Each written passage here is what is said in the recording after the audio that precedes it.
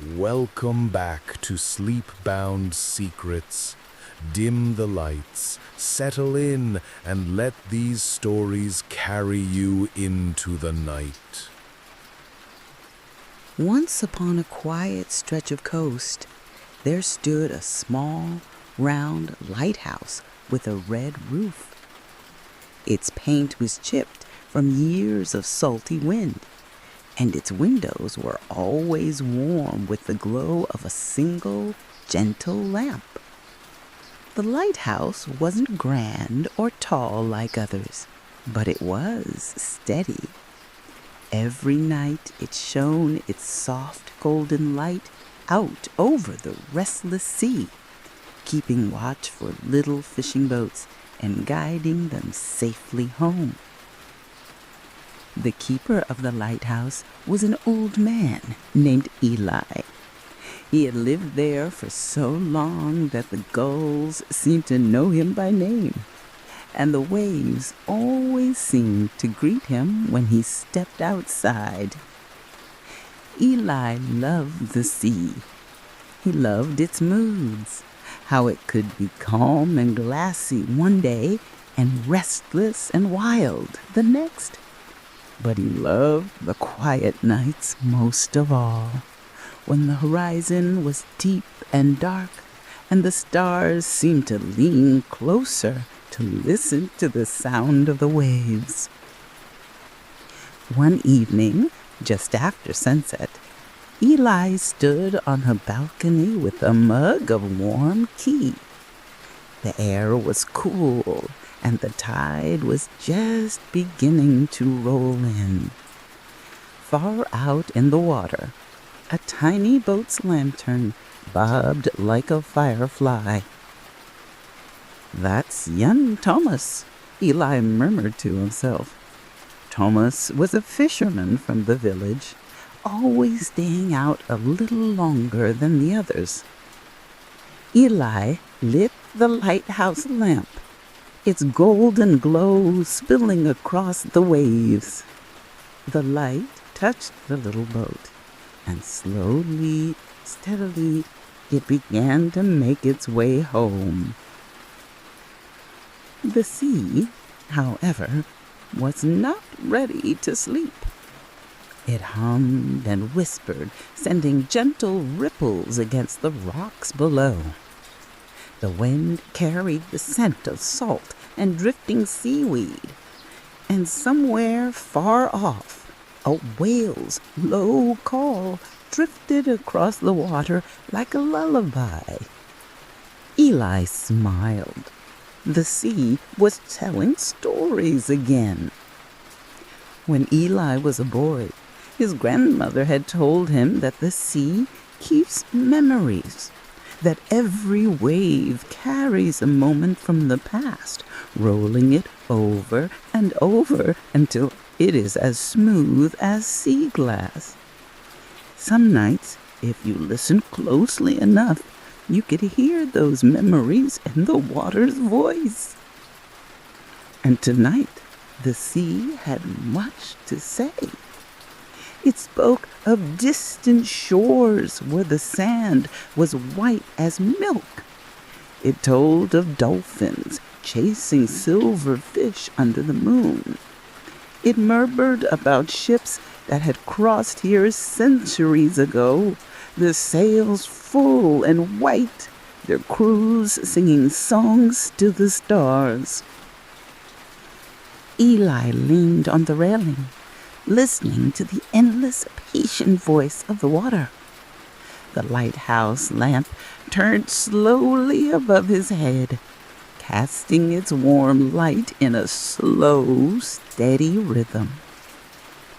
The sound of the waves matched the beat of his heart, and for a long moment he felt as if he were floating, not on the water, but in a space between dreams and waking. Down in the village, the windows were glowing. Families were gathering at their tables, and the smell of fresh bread drifted faintly on the breeze. The moon had risen, and its pale reflection shimmered in the dark waves. Eli knew it was nearly time to rest. He climbed the narrow spiral stairs to the lighthouse's top room, where the lamp burned steady. He checked its fuel, made sure its lens was clear, and then sat in the old rocking chair by the window. From there, he could see the whole stretch of coast, the curve of the bay, the sleepy village lights, and the endless, breathing sea. Somewhere in the darkness, the little fishing boat reached the harbor safely. The restless sea sighed softly, content for now. And Eli, the keeper of the little lighthouse, closed his eyes, rocking gently to the sound of the waves. The lamp would keep watch until morning. The sea would sing its stories until dawn. And the world, for just a while, would rest. In a small town by the edge of the hills, there was a garden that never truly slept. By day, it looked like any other. Rows of daisies nodding in the sun, tomatoes ripening on their vines, and a neat cobblestone path winding between flower beds. But when the moon rose, the garden came alive in its own quiet way. Its flowers would lift their heads to the silver light. The tall sunflowers turned as if the moon were their new sun, and the little blue forget-me-nots shimmered faintly, as though tiny stars had been sprinkled over them. Even the grass seemed to breathe slowly, its blades swaying in the night wind like they were dreaming.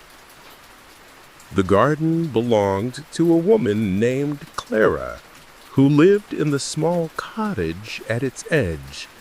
Clara loved her garden so much that she would often take her tea outside after dark, just to sit among the blooms and listen. It wasn't silence she heard. It was the gentle hum of life. The creak of the old wooden fence, the flutter of moth's wings, and every now and then a sound like a soft sigh, as if the earth itself was content. One evening, after a warm day had melted into a clear, cool night, Clara noticed something unusual. At the far end of the garden, beyond the roses, a small glow was moving between the flowers. It was not firelight, nor the flicker of a candle. It was softer, as if a piece of moonlight had decided to wander among the leaves. Curious, Clara walked along the cobblestone path, her slippers whispering against the stones.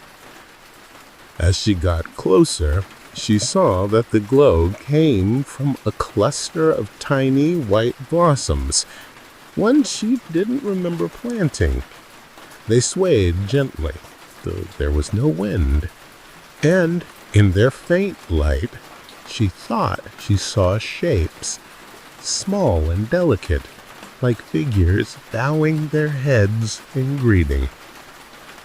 Clara smiled and knelt down. The air around the blossoms was warm, and it smelled faintly of honey and rain. She whispered, "Thank you for joining my garden." And though the flowers could not speak, the glow brightened for a moment like they had heard her. From that night on, The little glowing flowers appeared whenever the moon was full. Clara would bring a blanket and a book, but she rarely read. Instead, she listened. Because when the rest of the town was sleeping, her garden seemed to tell her quiet stories of seeds traveling on the wind, of roots finding cool streams underground, and of flowers watching the stars just as she did. Over time, Clara found that sitting in the moonlit garden brought her the kind of peace that stayed with her even when morning came. The glowing blossoms reminded her that even in the quiet, there is life and light growing in its own gentle way. And so, the little garden on the edge of the hills kept its nighttime watch, welcoming the moon, the moths, and the dreams that drifted in with the evening breeze. The world slept, but the garden stayed awake just enough to make sure everything was calm and that the night cast softly.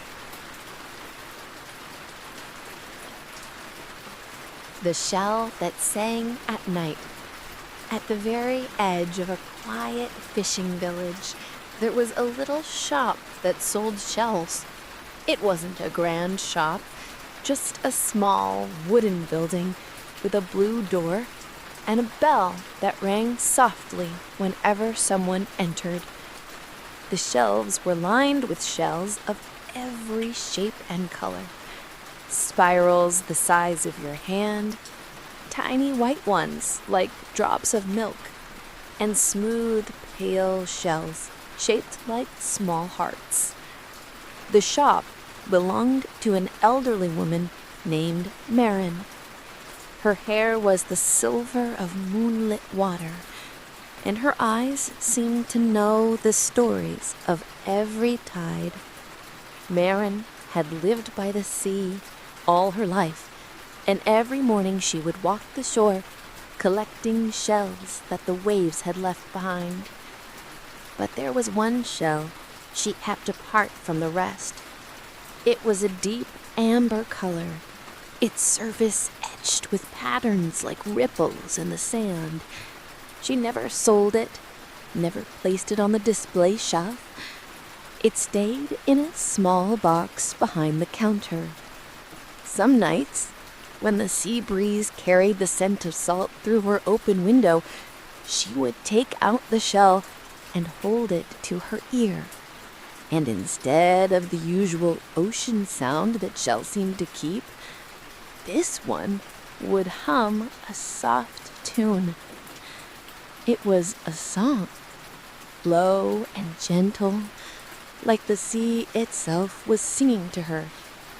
One evening, just after sunset, a boy from the village named Theo came into the shop. He was quiet, with sand still clinging to his shoes and a notebook tucked under his arm. Marin noticed him staring at the little box on the counter. "What's in there?" he asked. Marin hesitated, then lifted the lid. She placed the amber shell into his hands. "Listen," she said. Theo pressed it to his ear, and his eyes widened. "I hear it," he whispered. It's singing." Marin smiled softly. "Some say it's the voice of the tide. Others believe it holds a memory of the sea from long ago. I like to think it sings so the ocean won't feel lonely at night." That evening, Theo stayed while the lamps in the shop glowed warm against the darkening sky. Marin told him about the shell's tune, how it changed with the moon's phases, how it grew softer when storms were near, and how it always seemed to hum a little brighter when someone truly listened. When Theo finally left, he looked back at the shop and saw Marin standing in the doorway, the amber shell cradled in her hands. The next morning, the tide left a small, perfect shell outside his own doorstep. Not amber, but pale and shining, as if it had been waiting for him.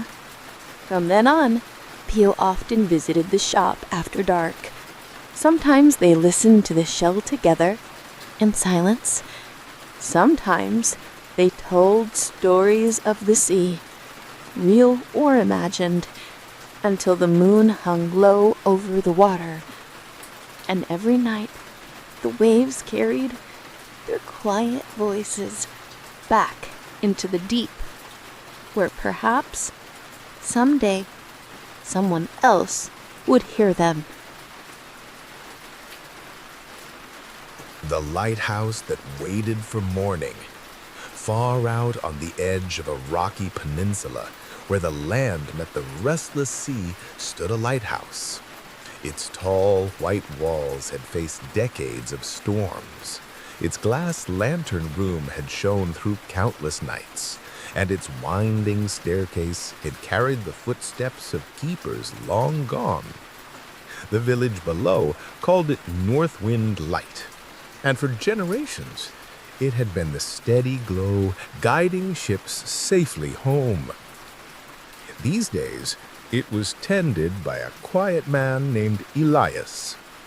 Elias was not young anymore, but he moved with a calm precision of someone who had made a life out of paying attention to small things. A squeak of a hinge, a shift in the wind, the exact moment the sun began to dip toward the horizon. He lived alone in a small cottage near the base of the lighthouse. Its windows always open to the salt air, its shelves lined with seashells, more notebooks, and small carvings of seabirds he'd whittled on quiet afternoons.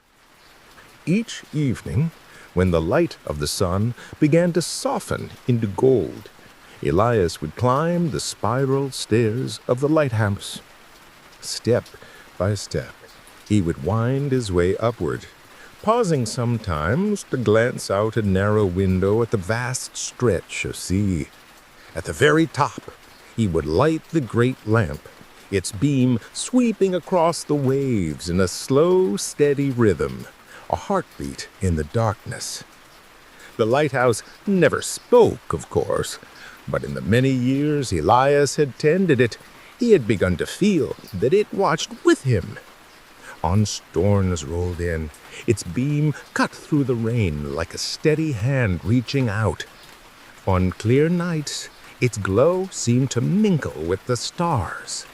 And in the quiet hours just before dawn, when the waves were a soft hush against the rocks, Elias sometimes imagined the lighthouse was listening, not to the sea, but to the silence between waves.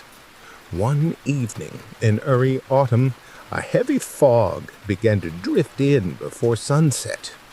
It curled low over the water, blurring the line between sea and sky. The village lights below flickered faintly through the mist, and the smell of rain was on the air. Elias lit the lamp early that night. The beam swept through the fog, reaching out again and again, a patient signal to anyone lost in the gray. Somewhere past midnight, as Elias sat in the lantern room with a cup of tea, he saw a faint glow far out at sea. Not lightning, not the light of another vessel, but something softer, pale and flickering. It was gone before he could look twice. In the morning, the fog had lifted, and a small rowboat was tied to the dock below the lighthouse. Elias went down to investigate and found a woman standing there, dressed in a weather-worn coat. Her hair was damp from the mist, her boots caked with sand. "You're the keeper?" she asked. Her voice was quiet, almost uncertain. Elias nodded. She explained that she'd been out at sea longer than planned, that the fog had surrounded her boat in the night. "I kept rowing toward the light," she said. "It felt like it was waiting for me." Elias said nothing for a moment. The words struck him in a way he couldn't quite explain. He led her inside, made her tea, and listened as she spoke of her journey. When she left later that day, the lighthouse felt different, as though it had been reminded of its purpose, as though the long hours of keeping watch had been worth something more than routine. Autumn turned to winter. Storms came in heavy and fast, their winds rattling the windows, their waves crashing against the rocks with deep, echoing thuds. Through it all, Elias kept the lamp burning. Some nights, when the wind howled hardest, he would rest his hand against the cool metal of the lantern's frame, feeling its steady hum. It was as though the lighthouse was saying, "We will wait for morning together." One late winter night, a storm unlike any Elias had seen in years swept in from the open sea. The wind bent the tall grasses nearly flat. Sheets of rain blurred the world into shifting shades of gray. The waves below rose like dark mountains, their white crests lit for an instant by each pass of the beam. And then, through the chaos, a small fishing boat appeared, its mast leaning dangerously. Elias felt his chest tighten. He adjusted the beam slightly, sweeping it over the boat again and again, hoping the captain could see. Hours passed, the storm raged on, but eventually the faint outline of the boat reached the safety of the village dock. Elias exhaled a breath he hadn't realized he'd been holding. Somewhere out there, a life had been steered home. When the first pale light of morning touched the waves, Elias stood at the top of the lighthouse and watched the sea calm itself. The air was cool and still. The gulls had returned to their patient circling. Down in the village, people were stirring, their windows glowing warm with lamplight. And above it all, the lighthouse stood quiet, its night's work complete. Elias turned off the lamp, but as he stepped away, he felt it, that quiet, wordless presence again. A kind of peace that came not from the end of the night, but from knowing that in the dark hours, someone was waiting. And perhaps, he thought as he descended the spiral stairs, that was what the lighthouse had always been. A promise to anyone lost at sea. You are not alone. We will wait for morning together. That's all for this story. I hope this helped calm your racing mind and put you in a sleepy mood. Sweet dreams. See you next time.